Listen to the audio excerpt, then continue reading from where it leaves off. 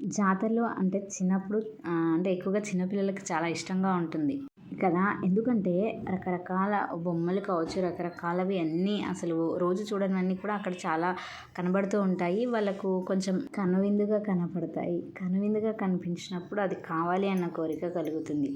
అలా ఉంటుంది కదా చిన్నప్పటి జాతర. చాలా అనుభవాలు, అనుభూతులు ఉంటాయి.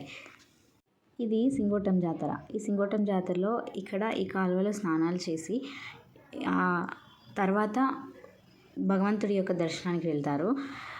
ఎంత జనం అంటే చాలా జనం అసలు.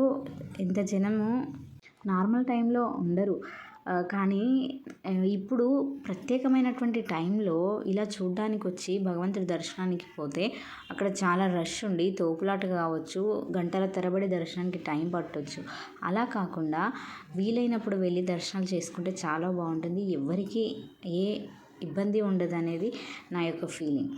కాకపోతే ఈ జాతరలప్పుడు చాలా ప్రత్యేకమైనటువంటి స్వామివారికి పూజలు, కళ్యాణము, తర్వాత రథోత్సవము కొన్ని కొన్ని చాలా ప్రత్యేకంగా ఉంటాయి.